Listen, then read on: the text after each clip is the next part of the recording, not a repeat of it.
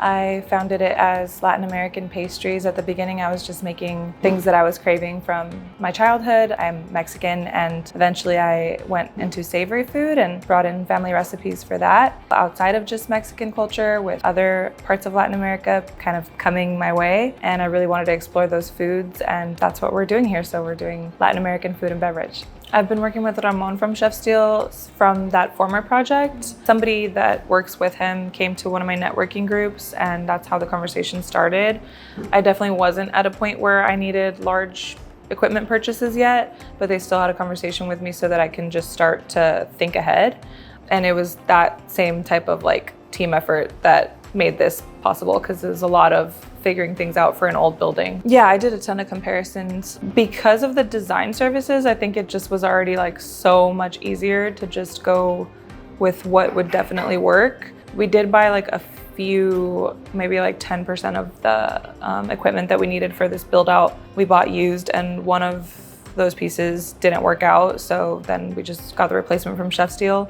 So it was nice to already have a backup picked out in that case. But having everything in one place and having the pricing and various price points as an option, and just having like Ramon as the consultant so he could really tell us like, this is worth it, this is maybe you don't want to put your money there, was really helpful in decision making and building trust for sure. Definitely, that was super helpful. Our architect even went in there and we all kind of worked together. We had a blueprint, I guess, that we had started with our architect, because we knew where everything needed to live in terms of like, this is the kitchen, this is the bar. And then Finn was able to actually place equipment so that we knew it would work. And we had to get a lot of like elevations and just making sure details I never would have thought about. So they communicated amongst themselves pretty well. Most of the items came when they were supposed to come. There were a few like oddball items that we added on after the fact, that like a speed rack took like a really long time. But for the most part, it was all really straightforward. I think that because it was our first build, there were some areas where we didn't know like who was supposed to do what. Like the equipment arrives and like nobody placed it where it needed to go, but there were so many variables in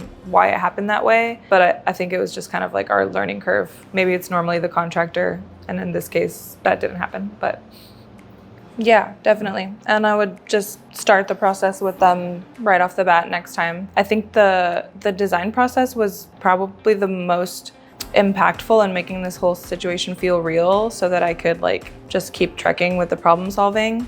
That really made it like, okay, this is like decided on, now I just have to figure out how to get it in the building. But it was really helpful, and it's really nice to have a partner in making these decisions who has a lot more experience and who has eyes on a lot of different kitchens, because I think that was one of my strengths building this, is I've been in a lot of different spaces having been a pop-up, and that's extremely true of Ramon and I'm sure many other people at Chef Steele. Thank you so much, Chef Steele.